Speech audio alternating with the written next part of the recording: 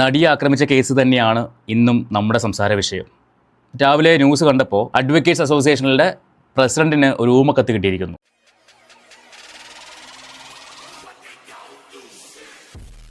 ആ ഊമക്കത്തിൻ്റെ ഡീറ്റെയിൽ പറഞ്ഞിട്ടാണ് ഇന്ന് വാർത്ത കണ്ടത്. എനിക്ക് ആ വാർത്ത കണ്ടപ്പോൾ തോന്നിയ ഒന്ന് രണ്ട് സംശയങ്ങളുണ്ട്. അതും ഈ ഒരു വീഡിയോയിൽ ഷെയർ ചെയ്യുന്നുണ്ട്. ഒപ്പം ഊമക്കത്ത് എന്താണെന്നും കൂടി നമുക്ക് വായിക്കാം. ഈ അഡ്വക്കേറ്റ് അസോസിയേഷനിലെ പ്രസിഡന്റ് ശ്രീ യശ്വന്ത് ഷേണായി ആ കത്തും അദ്ദേഹം ചീഫ് ജസ്റ്റിസിന് അയച്ച കംപ്ലയിൻറ്റും രണ്ടും പബ്ലിഷ് ചെയ്തിട്ടുണ്ട്. അപ്പോൾ അത് നമുക്കൊന്ന് വായിക്കാം. ഒപ്പം ഈ ഊമക്കത്തിൻ്റെ വാർത്ത എന്താണെന്നുള്ളത് ആദ്യം ഒന്ന് കേട്ട് നോക്കാം. അതിന് മുൻപായിട്ട് നിങ്ങൾ ആദ്യമായിട്ടാണ് ഈ ചാനൽ കാണുന്നതെങ്കിൽ, നമ്മുടെ വീഡിയോ കാണുന്നതെങ്കിൽ ഒന്ന് സബ്സ്ക്രൈബ് ചെയ്തോളൂ. സബ്സ്ക്രൈബ് ചെയ്യാതെ കാണുന്നുണ്ടെങ്കിൽ അതോടൊപ്പം ആ ഹൈപ്പൊക്കെ ഒന്ന് കൊടുത്ത് എന്തെങ്കിലുമൊക്കെ നിങ്ങളുടെ അഭിപ്രായങ്ങളൊന്ന് കമൻറ്റ് ചെയ്യുവാണെങ്കിൽ നിങ്ങളുടെ അഭിപ്രായം എന്താണെന്ന് എനിക്ക് അറിയാൻ പറ്റും. നമ്മുടെ വീഡിയോയെക്കുറിച്ചുള്ള അഭിപ്രായവും നിങ്ങൾക്ക് കമൻറ്റായിട്ട് എഴുതാൻ പറ്റും. അപ്പോൾ നമുക്ക് ആദ്യം ആ വാർത്ത എന്താണെന്ന് കേട്ട് നോക്കാം. കൊച്ചിയിൽ നടിയെ ആക്രമിച്ച കേസിലെ വിചാരണ കോടതി വിധി ചോർന്നതായി പരാതി. വിധിയുടെ ഉള്ളടക്കം ഊമക്കത്തായി ലഭിച്ചെന്ന് കാട്ടി ഹൈക്കോടതി അഭിഭാഷക association president advocate Yashwant Shenoy പരാതി നൽകി. ജഡ്ജി ഹണി എം വർഗീസ് സുഹൃത്തായ ഷേർലിയെ കൊണ്ട് വിധി തയ്യാറാക്കിയെന്നും ദിലീപിന്റെ സുഹൃത്തും പ്രതിയുമായ ശരത്തിനെ കാണിച്ച് കച്ചവടം ഉറപ്പിച്ചെന്നുമാണ് കത്തിന്റെ ഉള്ളടക്കം. ദിലീപ് കുറ്റവിമുക്തനാക്കപ്പെടുമെന്ന സന്ദേശം ഉൾപ്പെടുന്ന ഊമക്കത്ത് ലഭിച്ചത് ഡിസംബർ 2-ാം തീയതിയാണ്. പക്ഷേ 8-ാം തീയതിയാണ് ഇത് അഭിഭാഷക അസോസിയേഷന്റെ പ്രതിനിധിയായ ഷേണായി ഇത് പരാതിയായിട്ട് കൊടുക്കുന്നതും ഇത് ഷേണായിയുടെ ഫേസ്ബുക്ക് പോസ്റ്റിൽ ഇടുന്നതും. ഇതാണ് വാർത്ത. അതായത് 2-ാം തീയതി അഡ്വക്കേറ്റ്സ് അസോസിയേഷന്റെ പ്രസിഡന്റായ യശ്വന്ത് ഷേണായി അദ്ദേഹത്തിന് കിട്ടിയ കത്ത്. ഒരു ഇന്ത്യൻ പൗരൻ എന്ന പേരിലാണ് ആ കത്ത് അയച്ചിരിക്കുന്നത്. ഇനി ആ കത്തിലെ ഉള്ളടക്കം, കത്തിൽ എന്താണ് പറഞ്ഞേക്കുന്നത് നമുക്ക് നോക്കാം. എറണാകുളം പ്രിൻസിപ്പൽ ഡിസ്ട്രിക്ട് ജഡ്ജ് സഖാവ് ഹണി എം വർഗീസിന്റെ വിക്രിയകൾ, ഇതാണ് headline. Ernakulam principal district judge honey M വർഗീസിന്റെ മുമ്പിലുള്ള SC 118/2018 number Pulsar Suni versus state of Kerala കേസിൽ 12 പ്രതികളാണ് ഉണ്ടായിരുന്നത്. അതിൽ 10-ാം പ്രതിയെ അപ്രൂവറാക്കി 11ഉം 12ഉം പ്രതികളെ ഡിസ്ചാർജ് ചെയ്തു. ഇത് കഴിഞ്ഞാൽ 9 പ്രതികളാണുള്ളത്. എന്നാൽ 2018 മുതൽ തുടങ്ങി 2025 ഡിസംബർ 8-ന് വിധി പറയുന്ന ഈ കേസിൽ 7-ാം പ്രതി ചാർലി തോമസ്, 8-ാം പ്രതി ഗോപാലകൃഷ്ണൻ എലിയാസ് ദിലീപ്, 9-ാം പ്രതി സനൽകുമാർ എലിയാസ് മേസ്ത്രി സനിൽ എന്നിവരെ ഒഴിവാക്കി 6 പ്രതികൾക്കെതിരെയാണ് ശിക്ഷ വിധിക്കാൻ പോകുന്നത്. തന്റെ സ്വന്തം അടുപ്പക്കാരിയായ ശ്രീമതി ഷേർലിയെ കൊണ്ട് ജഡ്ജ്മെന്റ് തയ്യാറാക്കി സഖാവ് ഹണി എം വർഗീസ് 8-ാം പ്രതിയുടെ സന്തത സഹചാരിയായ ഹോട്ടൽ ബിസിനസ്സുകാരനുമായ ശരത്തിനെ കാണിച്ച് കച്ചവടം ഉറപ്പിച്ചാണ് ഈ ഉത്തരവ് 8/12/2025 പറയുവാൻ പോകുന്നത്. എറണാകുളം പ്രിൻസിപ്പൽ ഡിസ്ട്രിക്ട് ജഡ്ജ് എന്ന നിലയിൽ ഒരുപാട് വിക്രിയകൾ കാണിച്ച ശ്രീമതി ഹണി എം വർഗീസിനെ കേരള ഹൈക്കോടതിയിലെ മുതിർന്ന ജഡ്ജിമാരായ ജസ്റ്റിസ് മുഹമ്മദ് മുസ്താഖ്, ജസ്റ്റിസ് ജയശങ്കരൻ നമ്പ്യാർ, എറണാകുളം ജില്ലയുടെ ചുമതലയുള്ള ജസ്റ്റിസ് രാജ വിജയരാഘവൻ എന്നിവരുടെ അനുഗ്രഹം എല്ലാ കാര്യത്തിലുമുണ്ട്. ആയതുകൊണ്ടാണ് ഇത്തരത്തിൽ നീതിക്ക് നിരക്കാത്ത പ്രവർത്തനങ്ങൾക്ക് ഹണി വർഗീസിനെ പ്രേരിപ്പിക്കുന്നത്. ഈ കാര്യം സമൂഹ മനസാക്ഷിയുടെ മുൻപിൽ കൊണ്ടുവരുന്നതിന് വേണ്ടിയാണ് ഈ കത്ത് അയക്കുന്നത് എന്ന് വിനയപൂർവ്വം ഇന്ത്യൻ പൗരൻ. ഇതൊരു ഊമക്കത്താണ്. ഇത് ആരയച്ചതെന്നോ എവിടുന്ന് അയച്ചതെന്നോ യാതൊരു വിവരവും ഇല്ല എന്നാണ് പറയുന്നത്. ഇതുമായിട്ട് ബന്ധപ്പെട്ട് ഇത് കിട്ടിയ അഭിഭാഷകൻ അല്ലെങ്കിൽ അഭിഭാഷക അസോസിയേഷന്റെ പ്രസിഡന്റായ അഡ്വക്കേറ്റ് യശ്വന്ത് ഷേണായി അദ്ദേഹം ഹൈക്കോടതി ചീഫ് ജസ്റ്റിസിന് ഒരു കംപ്ലയിന്റ് അയച്ചിട്ടുണ്ടായിരുന്നു. അപ്പോൾ ആ കംപ്ലയിന്റിന്റെ കോപ്പിയും അദ്ദേഹം പബ്ലിഷ് ചെയ്തിട്ടുണ്ട്. I am constrained to forward this letter and bring your attention to the contents of the letter even if the same is anonymous എന്ന് പറഞ്ഞ് തുടങ്ങുന്ന ഒരു ലെറ്ററാണ്. ഇത് കിട്ടിയത് 2-ാം തീയതിയാണ്. എന്നെ ചിന്തിപ്പിച്ചൊരു ചോദ്യം ഇവിടെയാണ്. 2-ാം തീയതി കിട്ടിയ ലെറ്റർ, കംപ്ലയിന്റ് കൊടുത്തത് 8-ാം തീയതിയാണ്. അതായത് ഈ വിധി വന്നത് 8-ാം തീയതിയാണല്ലോ. അപ്പോൾ വിധി വരാൻ വേണ്ടി കാത്തിരിക്കുന്ന പോലെയാണ് എനിക്ക് ഫീൽ ചെയ്തത്. ഈ വിധി ഒരു പക്ഷേ ഇങ്ങനെ ആയിരുന്നില്ലെങ്കിലോ ഈ കംപ്ലയിന്റ് കൊടുക്കില്ലായിരുന്നു. ഇതൊരു ഊമക്കത്താണ്. ആരാണ് അയച്ചതെന്നോ എവിടെ നിന്നാണ് അയച്ചതെന്നോ യാതൊരു വിവരവും ഇല്ല. നാളെ ഞാനൊരു ഊമക്കത്ത് അയക്കുവാണ്. ഇതിൽ പ്രതി എന്ന് പറയുന്നത് അല്ലെങ്കിൽ ഈ ദിലീപിൻ്റെ സ്ഥാനത്ത് മറ്റൊരാളാണ് പ്രതി, അയാൾ ആരാണെന്ന് എനിക്കറിയാം, പക്ഷേ എനിക്ക് പേര് വെളിപ്പെടുത്താൻ പറ്റില്ല എന്ന് പറഞ്ഞ് നാളെ ഞാനൊരു ഊമക്കത്ത് അഡ്വക്കേറ്റ് അസോസിയേഷനിൽ അയച്ചു കഴിഞ്ഞാൽ ആ കത്തും കംപ്ലയിൻ്റ് ആയിട്ട് കൊടുക്കുമോ? അല്ല, എന്നെ ചിന്തിപ്പിച്ചൊരു ചോദ്യമാണ്. പൊതുജനം എന്ന ലെവലിൽ എന്നെ ചിന്തിപ്പിച്ചൊരു ചോദ്യമാണ്. ഇതൊരു ഊമക്കത്താണ്. ഈ ഊമക്കത്തിന് എന്ത് ആധികാരികതയാണുള്ളത്? എനിക്കത് മനസ്സിലാവുന്നില്ല. ഇത്തരമൊരു കത്ത്, അതും ഇത്രയും കാര്യമായിട്ട് വിത്ത് ഡേറ്റ്, ഒരു എന്താ പറയുക, സാധാരണ ഒരു ഇന്ത്യൻ പൗരനെന്ന് മാത്രമേ വെച്ചിട്ടുള്ളൂ. പക്ഷേ ഇതൊരു ഇന്ത്യൻ പൗരൻ ഒരു സാധാരണക്കാരൻ എഴുതുന്ന ഒരു കത്തല്ല. ആ ഒരു ലെവലിലല്ല ഇത് വായിക്കുമ്പോൾ മനസ്സിലാവുന്നത്. അതായത് ഡേറ്റും ഓരോ പ്രതികളുടെ കാര്യങ്ങളും ഒക്കെ വളരെ വിശദമായിട്ട് വളരെ വ്യക്തമായിട്ട് ശരിക്കും പറഞ്ഞ ഒരു അഡ്വക്കേറ്റ് എഴുതുന്ന പോലെയാണ് എനിക്ക് ഫീൽ ചെയ്യുന്നത്. പേഴ്സണലി എനിക്ക് ഫീൽ ചെയ്തത് അങ്ങനെയാണ്. 2 സംശയങ്ങളാണുള്ളത്. ഒന്ന്, എന്തിനു വേണ്ടി 2-ാം തീയതി കിട്ടിയ ലെറ്റർ കംപ്ലയിൻറ്റ് കൊടുക്കാൻ 8-ാം തീയതി വരെ കാത്തിരുന്നു? ഈ വിധി ചോർന്നു എന്ന് ഒരു ആള് കത്ത് അയക്കുമ്പോൾ അത് അപ്പോൾ തന്നെ ചീഫ് ജസ്റ്റിസിന് കംപ്ലയിൻറ്റ് കൊടുക്കേണ്ടതല്ലേ? അതോ അതിനെന്തെങ്കിലും തടസ്സങ്ങളുണ്ടോ? ഈ വിധി വരാൻ വേണ്ടി കാത്തിരിക്കേണ്ട ആവശ്യമുണ്ടോ? എനിക്കറിയില്ല, അറിയാത്തതുകൊണ്ട് ഞാൻ ചോദിക്കുകയാണ്.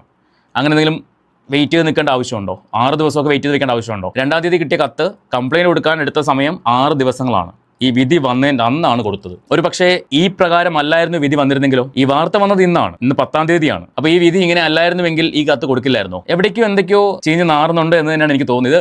കൂടുതൽ ഈ വിഷയത്തെ കോംപ്ലിക്കേറ്റഡ് ആക്കാൻ വേണ്ടി അയച്ചൊരു കത്ത് പോലെയും അത് അത്യാവശ്യം അറിവുള്ള ഒരാൾ, ഒരു അഡ്വക്കേറ്റ് ലെവലിലുള്ള ഒരാൾ തന്നെ അയച്ചതുപോലെയാണ് എനിക്ക് ഫീൽ ചെയ്യുന്നത്. ഒരു ഇന്ത്യൻ പൗരൻ എന്നൊക്കെ പറയുമ്പോൾ ഒരു സാധാരണക്കാരൻ എന്നൊക്കെ നമ്മുടെ മനസ്സിലേക്ക് പോകും. പക്ഷേ ഒരിക്കലും ഇതൊരു സാധാരണക്കാരൻ അയച്ച കത്തല്ല. അങ്ങനെയാണെങ്കിൽ കറക്റ്റ് ഡേറ്റ്, കറക്റ്റ് പ്രതികളുടെ നമ്പർ, ഓരോരുത്തരുടെയും പേരുകൾ കറക്റ്റായിട്ട് എലിയാസ് എന്നുള്ള ലെവലിൽ പേര് തന്നെ മെൻഷൻ ചെയ്തുകൊണ്ട് അങ്ങനൊരു കത്ത് പോകണമെങ്കിൽ ഇത് അറിയുന്ന ഒരാൾ, നിയമം അറിയുന്ന, നിയമത്തിൻ്റെ മറ്റു കാര്യങ്ങളൊക്കെ അറിയുന്ന ഒരാൾ അയച്ചൊരു കത്തായിട്ടാണ് എനിക്ക് ഫീൽ ചെയ്യുന്നത്. അപ്പോൾ ഇത് ആരാണ് പുറകെ നിന്ന് കളിക്കുന്നത്? ഇപ്പോഴും ഞാൻ പറയുന്നു, ദിലീപ് എന്ന് പറയുന്ന വ്യക്തി കുറ്റക്കാരനാണെങ്കിൽ അയാൾ ശിക്ഷിക്കപ്പെടുക തന്നെ വേണം. പക്ഷേ അയാളെ കുറ്റക്കാരനാക്കാൻ വേണ്ടി ശ്രമിക്കുന്നതാണെങ്കിൽ അത് ആരാണെന്നുള്ളത് പുറത്തു വരണം. അതിജീവിതയ്ക്ക് നീതി കിട്ടുക തന്നെ വേണം. കാരണം അവരാണ് ഇവിടെ അനുഭവിച്ചത് മുഴുവൻ. അവരുടെ കണ്ണുനീരിന് ഫലമുണ്ടായേ തീരൂ. അതിന് കുറ്റക്കാരനായ വ്യക്തി ഇയാളാണെങ്കിൽ അയാൾ ശിക്ഷിക്കപ്പെടണം. ഇനി അയാൾ അല്ലെങ്കിൽ ആരാണോ കുറ്റക്കാരൻ ആ വ്യക്തി പുറത്തു വരണം. അല്ലാതെ ഇങ്ങനെ ഓരോ ദിവസവും പുതിയ പുതിയ വാർത്തകൾ പടച്ചുവിട്ടിട്ട് യാതൊരു കാര്യമില്ല. ഈ ഊമക്കത്തിന് യാതൊരു ആധികാരികതയില്ല. ആരാണെന്നോ എന്താണെന്നോ ഒന്നും അറിയാത്തൊരു ഒരു കത്ത്, അതിന് എന്ത് ആധികാരികതയുള്ളത്? അതൊരു വാർത്താ പ്രാധാന്യം പോലും അർഹിക്കുന്ന ഒരു കാര്യമാണെന്ന് എനിക്ക് തോന്നുന്നില്ല. പക്ഷേ ഇപ്പോൾ എല്ലാ മാധ്യമങ്ങളും അതെടുത്ത് വെച്ചിട്ട് സംസാരിക്കുന്നുണ്ട്. അതുകൊണ്ടാണ് നമ്മളും സംസാരിക്കേണ്ടി വരുന്നത്. ഇത്രയും ദിവസം എന്തിന് ഡിലേ ചെയ്തു? അതിന് നിയമതടസ്സം എന്തെങ്കിലും ഉണ്ടോ എന്നുള്ളത് എനിക്കറിയില്ല. ഇത് വിധി വന്നതിന് ശേഷമേ കംപ്ലയിൻറ്റ് കൊടുക്കാൻ പാടുള്ളായിരുന്നോ, അങ്ങനെ ഉണ്ടോ എന്നുള്ളത് എനിക്കറിയില്ല. നിങ്ങൾക്ക് ആർക്കെങ്കിലും അറിയാമെങ്കിൽ ഒന്ന് പറഞ്ഞു തരൂ, ഒന്ന് കമൻറ്റ് ചെയ്യൂ. ഒരുപാട് പേര് ഇപ്പോൾ ശരിക്കും പറഞ്ഞാൽ രണ്ട് തട്ടിൽ നിൽക്കുകയാണ് ആൾക്കാർ. ഒരു വിഭാഗം, അവർ കൂടുതലും അതിജീവിതയുടെ ഒപ്പം നിൽക്കുന്ന ആൾക്കാർ തന്നെയാണ്. അതിജീവിതയ്ക്ക് നീതി കിട്ടിയിട്ടില്ല, ആ ഒരു വശം തന്നെയാണ് ഞാനും പറഞ്ഞത്. അതിജീവിതയ്ക്ക് ഇപ്പോഴും നീതി കിട്ടിയിട്ടില്ല. നീതി കിട്ടണമെങ്കിൽ കുറ്റവാളി ആരാണെന്ന് കണ്ടെത്തണം. ഇവിടെ ഇയാൾ കുറ്റവാളി അല്ലെന്ന് കോടതി പറഞ്ഞിട്ടില്ല. തെളിവിന്റെ അഭാവത്തിൽ വെറുതെ വിടുന്നു മാത്രമേ പറഞ്ഞിട്ടുള്ളൂ. മേൽക്കോടതിയിൽ അപ്പീൽ പോയാൽ മാത്രമേ അവിടുന്ന് വിധി വരണം ഇയാൾ കുറ്റം ചെയ്തിട്ടില്ല. അപ്പോഴും അതിജീവിതയ്ക്ക് നീതി കിട്ടണമെങ്കിൽ കുറ്റവാളി ആരാണെന്ന് കണ്ടെത്തിയേ പറ്റുള്ളൂ. അല്ലെങ്കിൽ പിന്നെ ഈ പൾസർ സുനിക്ക് ആരാണ് സുപ്രീം കോടതി വരെയൊക്കെ പോകാനുള്ള കാശ് കൊടുത്തത്? ഇതൊക്കെയാണ് കണ്ടെത്തേണ്ട ചോദ്യങ്ങൾ എന്ന് പറയുന്നത്. ചോദ്യങ്ങൾ ഒരുപാടുണ്ട്. ഉത്തരങ്ങൾ ശരിക്കും പറഞ്ഞാൽ ഒരു പുകമരയുടെ പുറകിൽ നിൽക്കുന്ന പോലെയാണ് തോന്നുന്നത്. അത് പുറത്തേക്ക് വരണമെങ്കിൽ പല ആൾക്കാരും വായ തുറക്കണം. ലാൽ സാറിൻ്റെ ഇന്നലത്തെ ഒരു ബൈറ്റ് കണ്ടിട്ടുണ്ടായിരുന്നു. ഈ അതിജീവിത വീട്ടിലേക്ക് എത്തിയപ്പോൾ ഈ വിഷയങ്ങൾ അറിഞ്ഞപ്പോൾ ആദ്യം അവരെ കൊല്ലാനാണ് തോന്നിയത്. എന്തേ ചെയ്യാത്തെ? പിന്നെ സംയമനം പാലിച്ചു. പി ടി തോമസ് MLA, അന്നത്തെ MLA അദ്ദേഹമല്ല അന്നത്തെ ലോക്നാഥ് ബെഹ്റ സാറിനെ വിളിച്ചത്, ലാൽ സാറാണ് വിളിച്ചത് എന്നൊക്കെ പറയുന്നുണ്ട്. പി ടി തോമസ് സാർ ഇല്ലാത്തതുകൊണ്ട് അതിൽ വ്യക്തതയില്ല, ആരാണ് വിളിച്ചതെന്ന് അറിയില്ല. പക്ഷേ അതുവരെ അറിഞ്ഞിരുന്നത് പി ടി തോമസ് MLA ആണ് ലോക്നാഥ് ബെഹ്റ അദ്ദേഹത്തെ വിളിച്ചതെന്നും ഇത് കേസാക്കി മാറ്റിയതെന്നൊക്കെയാണ് അറിഞ്ഞത്. പക്ഷേ ഇപ്പോൾ പറയുന്നു ഞാനാണ് വിളിച്ചതെന്ന് ലാൽ സാർ പറയുന്നു. ഇതിലൊക്കെ എന്താണ് വസ്തുത എന്ന് മനസ്സിലാവുന്നില്ല. പലരെയും ചോദ്യം ചെയ്യാൻ ഇപ്പോഴും ബാക്കിയുണ്ട്. എന്തുകൊണ്ടാണ് തെളിവിന്റെ അഭാവം ഇത്രമാത്രം വന്നതെന്നുള്ളത് ചോദ്യചിഹ്നമാണ്. പിന്നെ ജഡ്ജ് ഇതിലെന്തെങ്കിലും കളിച്ചിട്ടുണ്ടെങ്കിൽ എനിക്കറിയില്ല, എനിക്ക് മനസ്സിലാവുന്നില്ല. കാരണം ഇപ്പോൾ എല്ലാവരും പറയുന്നു ദിലീപ് കാശ് എറിഞ്ഞിട്ടാണ് ഈ കേസ് ജയിച്ചതെന്ന് പറയുന്നു. അങ്ങനെ ആയിരുന്നുവെങ്കിൽ, എനിക്കിപ്പോഴും അറിയില്ല, എൻ്റെ വ്യക്തതയില്ല. അങ്ങനെ ആയിരുന്നുവെങ്കിൽ ഇദ്ദേഹത്തെ പോലീസ് അറസ്റ്റ് ചെയ്തല്ലോ. ആദ്യം അറസ്റ്റ് ചെയ്ത സമയത്ത് 87 ദിവസമോ 85 ദിവസമോ എന്തോ ജയിലിൽ കിടന്നു അല്ലേ? കാശ് എറിഞ്ഞിട്ട് പുറത്തിറങ്ങാനാണെങ്കിൽ അന്നേ അത് പാടില്ലായിരുന്നു, അന്നേ അത് പറ്റില്ലായിരുന്നു. പിന്നെ വേറൊരു കാര്യം, പൾസർ സുനിയെ പോലെ ഒരാൾക്ക് കൊട്ടേഷൻ കൊടുക്കാൻ വേണ്ടി കാശ് ഓഫർ ചെയ്യാനാണെങ്കിൽ അങ്ങനെ കാശ് കൊടുത്ത് അത് ഒതുക്കിയാൽ പോരായിരുന്നു. ഇപ്പോൾ ഈ കേസ് നടത്താൻ വേണ്ടി എത്രയോ കോടി രൂപ മുടക്കിയിട്ടുണ്ടാവും. ഇത്രയൊന്നും എമൗണ്ട് വേണ്ടിയിരുന്നില്ലല്ലോ അയാൾക്ക് കൊടുക്കാൻ. അത് അങ്ങനെ കൊടുത്ത് ഒതുക്കിയാൽ പോരായിരുന്നു. എനിക്ക് അങ്ങനെ കുറേ ചോദ്യങ്ങൾ മനസ്സിലുണ്ട്. ഇയാൾ തെറ്റുകാരനാണെന്നും പറയാൻ പറ്റില്ല, അല്ലെന്നും പറയാൻ പറ്റാത്തൊരവസ്ഥയാണ്. എന്തായാലും തെറ്റുകാരനാണെങ്കിൽ ശിക്ഷിക്കപ്പെടട്ടെ എന്ന് മാത്രമേ പറയാൻ പറ്റുള്ളൂ. തെറ്റുകാരനല്ലെങ്കിൽ, നാളെ അത് തെളിഞ്ഞു വരികയാണെങ്കിൽ ഇന്ന് അയാളെ വേട്ടയാടുന്ന എല്ലാവരും തിരിഞ്ഞ് ചിന്തിക്കേണ്ട ഒരു അവസ്ഥ വരും. അപ്പോഴും ഞാൻ പറയുന്നു, അപ്പോഴും ഇയാൾ തെറ്റുകാരനല്ല എന്ന വിധി വന്നാൽ പോലും അതിജീവിതയ്ക്ക് നീതി കിട്ടണമെങ്കിൽ ആരാണ് തെറ്റുകാരൻ എന്നുകൂടി കണ്ടെത്തേണ്ടിയിരിക്കുന്നു.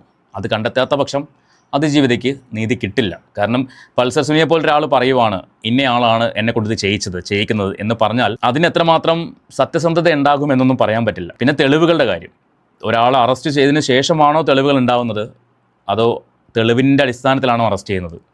ആ ചോദ്യം ഞാൻ നിങ്ങൾക്ക് വിടുകയാണ്. നമ്മൾ ഒരുപാട് കേസുകൾ കാര്യങ്ങൾ കണ്ടിട്ടുണ്ട്. ഇവിടെ തെളിവുകൾ ശേഖരിക്കുന്നതിന് മുന്നേ തന്നെ അറസ്റ്റ് ചെയ്തതിന് ശേഷമാണ് ഓരോ സ്ഥലങ്ങളിൽ കൊണ്ടുപോയിട്ട് തെളിവ് ശേഖരണം ഉണ്ടാകുന്നത്. അപ്പോൾ അതുകൊണ്ട് ഇതിൻ്റെ സത്യാവസ്ഥ എത്രയും പെട്ടെന്ന് പുറത്ത് വരട്ടെ എന്ന് മാത്രമേ പറയാൻ പറ്റുള്ളൂ. പുതിയ കഥകൾ വരുമ്പോഴേക്കും നമുക്ക് പുതിയ വീഡിയോകൾ ചെയ്യേണ്ടി വരും മാത്രം. ഇത് കുറച്ച് ദിവസം കൂടെ പോകും തോന്നുന്നു. അപ്പോൾ പുതിയ വാർത്തകൾ വരുന്നതനുസരിച്ച് നമുക്ക് പുതിയ കാര്യങ്ങൾ ചെകഞ്ഞ് നോക്കാം. എന്തെങ്കിലുമൊക്കെ നമുക്ക് പറയാൻ പറ്റുന്ന കാര്യങ്ങൾ, നമ്മുടെ ചിന്തയിലൂടെ പോകുന്ന കാര്യങ്ങൾ നമുക്ക് ഷെയർ ചെയ്യാമെന്ന് മാത്രമേ ഉള്ളൂ. ഈ ഒരു വിഷയത്തിൽ എൻ്റെ ചോദ്യം എന്ന് പറയുന്നത്, 2-ാം തീയതി കിട്ടിയ ലെറ്റർ എന്തുകൊണ്ട് കംപ്ലയിൻറ്റ് പോകാൻ വേണ്ടി 8-ാം തീയതി വരെ വെയിറ്റ് ചെയ്തു? അതിനൊരു നിയമവശമുണ്ടോ, അല്ലെങ്കിൽ അതിന് നിയമ തടസ്സം ഉണ്ടായിരുന്നോ എന്നുള്ളതാണ് എന്നെ ചിന്തിപ്പിച്ചൊരു ചോദ്യം. അതല്ലെങ്കിൽ പിന്നെ എന്തിനാണ് ഇത്രയും താമസം വന്നത്? ഈ വിധി വരുന്നതിന് മുന്നേ തന്നെ അത് കംപ്ലയിൻ്റ് ആയിട്ട് പോയിരുന്നെങ്കിൽ ഒരു പക്ഷേ ജഡ്ജിനെ മാറ്റില്ലായിരുന്നോ? ഇതിനകത്ത് പറയുന്നു ജഡ്ജ് അവരുടെ കൂട്ടുകാരിയെ കൊണ്ട് എഴുതിപ്പിച്ച വിധിയാണെന്ന് പറയുന്നു. അതൊന്നും അങ്ങനെ അങ്ങോട്ട് വിശ്വസിക്കാൻ പറ്റുന്നില്ല.